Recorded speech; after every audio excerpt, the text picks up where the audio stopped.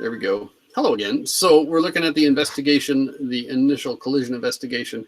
And the point is, hey, I want you to include data. That is the data that shows up when we jump into our textbook and discover on pages 154 and 155 that the data that goes with the videos is right here.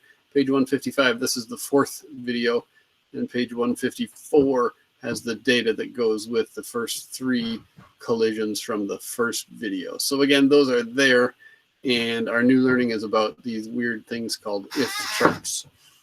Just throughout the question, what two variables are included in if charts? We got mass and velocity. Somebody tell us about the I and the F. What the heck is I for? What the heck is F for? What do these mean, people? Initial and final. Yeah, that. Sweet. So we got the beginning and we got the ending. And the goal is to recognize that, gosh, they match. The word, obviously, there is conservation, yeah? Initial and final in conservation. So hopefully we've started to get sort of comfortable with the idea that we can have these areas, and the goal is we're going to find mass down here on the x-axis, and we're going to find velocity up here on the y-axis. And as a result, you can represent this idea by looking at the width being m and the height being v, and then its equal areas from one side to the other. All right, that's the story so far. That's where we are so far. The question I have is, how are we feeling about the problems? The goal is, once that stuff is comfortable, we can then take a stab at problem set 5.1. So my question is, how are we feeling about problem set 5.1? And would there be some benefit to just a little bit of time working on some of those together? And then I want to roll one new idea at you. I tell you what, let me roll a new idea at you first. Then I'm going to ask you to take a couple minutes and take a look at 5.1. Then we have one more thing to consider here together today. Let me ask you this.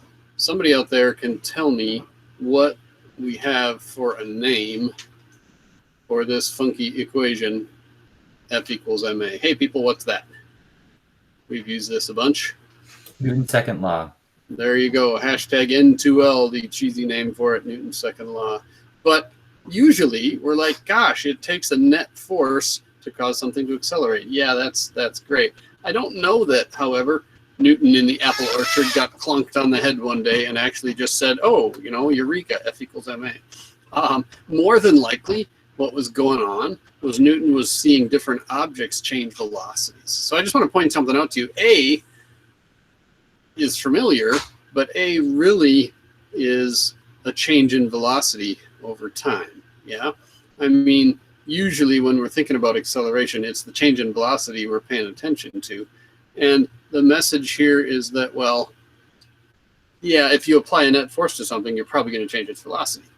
Hey, Newton probably didn't think of it as F equals ma.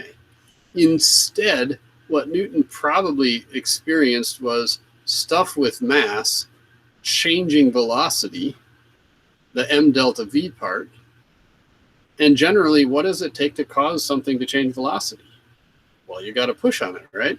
Hey, here's a question. Does the amount of time you push on something affect how much its velocity changes? Well, it does, and you don't need me to tell you that, but the t, if we throw it on the left side of the equation, almost might seem kind of logical. If you push on something for a short amount of time, you can change its speed a little bit, but if you push on it for a longer amount of time, hey, you can change its speed more. And the idea that when you push on something for a while, what changes is this m delta v idea. And if you watch my little YouTube video I threw out there yesterday, or if you go back and look at it again, you'll notice that we think of this mv as a quantity. And in fact, when you push on something with a force, you're changing this quantity mv about it. It's kind of a pain to use the mv expression all the time. And of course, we get a new letter for it. Hey, what do we replace mv with, people? Who's got a new letter? What letter should we use for v? How about, I missed that. Go again. What? P. How about P? Because P stands for momentum, or maybe P momentum, because it makes more sense, right? P momentum. No, really. So new concept. Hey, if you push on something, the cause, or sorry, the result of that is going to be a change in momentum. So we have this concept, Ft is m delta v, or maybe even delta mv. But the idea is this. We're going to give this a name. Over here, we're talking about a change in the quantity called momentum.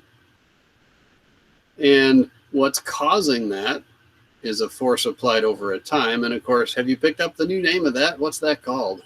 The name of that is impulse. So this idea is called impulse.